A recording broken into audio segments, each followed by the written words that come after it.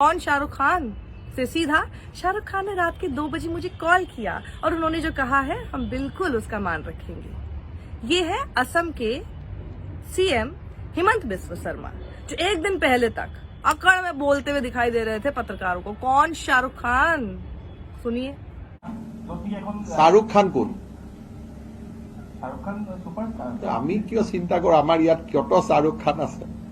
वो बोल रहे हैं सुपरस्टार शाहरुख खान। वो कह रहे हैं अरे कहाँ कौन शाहरुख खान, यहाँ बॉलीवुड के बारे में ज्यादा मत सोचो, यहाँ के एक्टर्स के बारे में सोचो। और फिर रात को 2 बजे शाहरुख खान ने इनको फोन कर लिया बताने के लिए, माय नेम इज खान, और हाँ क्या है आपकी पीड़ा? और पीड़ा ये है भैया, दिखाई दे रहा है कैसे आपके स्टेट में वायलेंस हो रहा है। पठान फिल्म की रिलीज से पहले पोस्टर फाड़े जा रहे हैं, जलाए जा रहे हैं, सब चीजें की जा रही है, धमकियां दी जा रही हैं। और हिमंत बिस्वा शर्मा को फिर याद आया कि yes he is the CM and he is supposed to protect everybody in the state. और उनको अपने स्टेट में अगर कोई भी लॉ एंड ऑर्डर खराब होता दिखाई दे रहा है तो उसको भी जवाबदेही उन्हीं की है। अब क्योंकि सुपरस्टार शाहरुख खान ने सीधा फोन किया था तो अब उनको याद आ गया कि कौन है ये शाहरुख खान। तो देखिए क्रोनोलॉजी समझिए। सबसे पहले 21 जनवरी को खबर आती है कि असम में Bajrang Dal activist burn Pathan posters in Guwahati. उसके बाद जब हिमंत बिस्वा शर्मा से पूछा जाता है वो कहते हैं हु शाहरुख खान।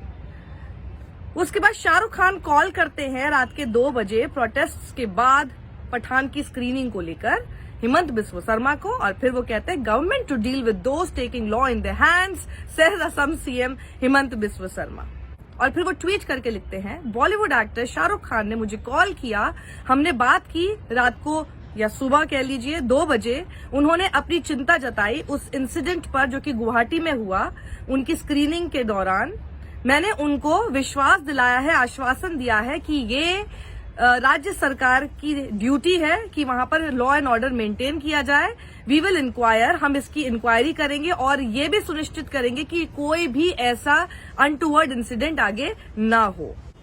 और इस बीच में आप सोचिए जब पठान फिल्म को लेकर जबरदस्ती की कंट्रोवर्सी कर दी गई है एक रंग के कपड़े पहनने को लेकर, उसके बाद एक अलग तरीके का धर्म सेंसर बोर्ड बनाया जा रहा है उत्तर प्रदेश में। अब उत्तर प्रदेश में जहां पहले ही सुनील शेट्टी सीधे मुख्यमंत्री योगी आदित्यनाथ के मुंह पर ये बात बोल चुके हैं, ये अपने बॉयकॉट जो हो रहे हैं और फिर ये जो बॉयकॉट गैंग इतना एक्टिव हो रहा है इसके खिलाफ कुछ कीजिए आप।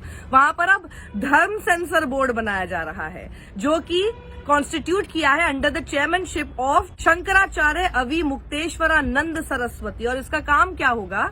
ये जो संत है ना माघ मेला में उत्तर प्रदेश के प्रयागराज में, इन्होंने एक धर्म सेंसर बोर्ड को लॉन्च किया है जिसका काम ये होगा कि अगर किसी हिंदू देवी देवताओं की इंसल्ट या फिर कल्चर की इंसल्ट की जा रही है फिल्मों में, डॉक्यूमेंट्रीज में, वेब सीरीज में और किसी और मीडियम, किसी और माध्यम जो है मनोरंजन के उसमें, तो ये सब कुछ पठान की कंट्रोवर्सी के बाद शुरू हुआ है। हालांकि जिस तरह के कट्स लगाए गए हैं फिल्म में वो कहीं से भी इन्होंने जिस इशू को इतना उठाया है उससे रिलेटेड नहीं है।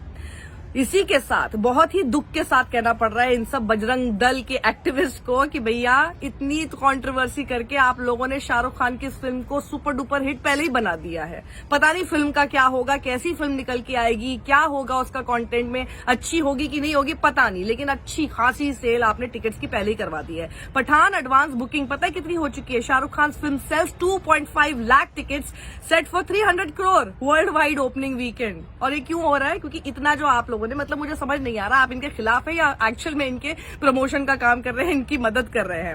Advance bookings of Pathaan show a big promise and the film has already sold more than 2.5 lakh tickets in 1.5 day. Trade experts believe it will open with the first day figure of 35 to 40 crore. तो आपको अगर लग रहा है कि आप इनको परेशान कर रहे हैं, बिल्कुल कतई परेशान नहीं कर रहे भैया, बैठे बिठाए जो ये लोग मार्केटिंग में इतना पैसा खर्च करते हैं ना वो आप लोगों ने कर दी इनकी। ट्रेड एनालिस्ट अतुल मोहन ने शेयर किया है कि टोटल 90,000 टिकट्स सोल्ड हुई हैं पहले ही दिन पर एडवांस बुकिंग की।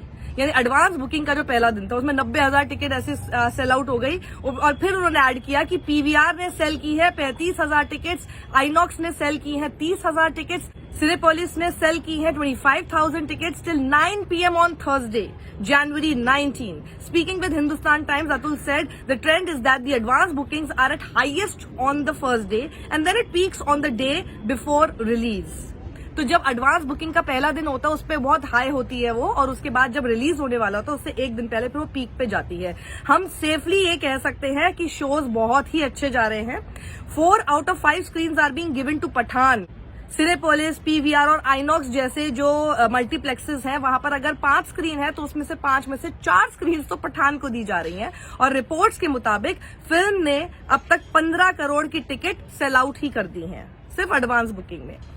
फिल्म एग्जीबिटर है अक्षय राठी, जो ये मानते हैं कि Pathaan is likely to score anywhere between 150 crore to 200 crore over the first weekend. पहले वीकेंड पर इतनी इनकी कमाई हो जाने वाली है, ऐसा मानना है अक्षय राठी फिल्म एग्जीबिटर का।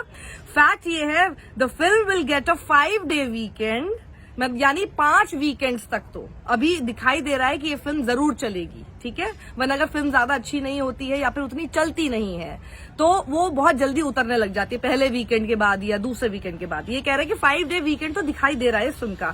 Advance bookings were meant to be open on the 20th of January, but with anticipation it opened on Thursday and the premium format such as IMAX open the day before. सबको समझ में आ रहा था भैया जिस तरह का इन लोगों ने ऐसा कंट्रोवर्सी क्रिएट करा के जितनी जो है प्रमोशन कर दिया है इस फिल्म का, सब जो थिएटर्स है ना वो एक दिन पहले ही, बल्कि समय से भी पहले उन लोगों ने एडवांस बुकिंग खोलनी शुरू कर दी, क्योंकि कमाई तो उनको मिल ही रही है, टिकट्स तो हो ही रही है।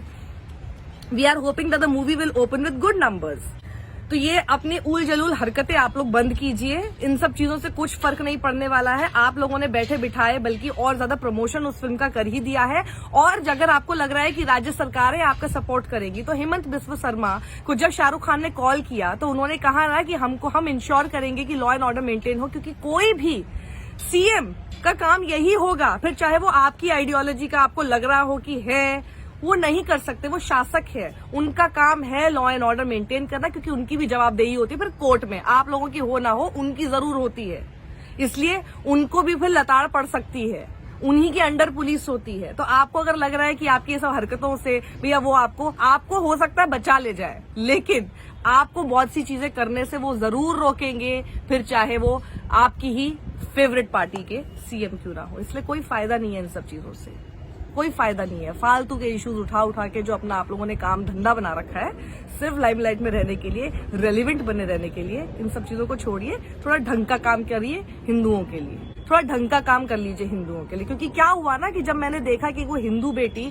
जंतर मंतर पर बैठी हुई थी, वहां बजरंग दल की एक्टिविस्ट मुझे दिखाई नहीं दिए।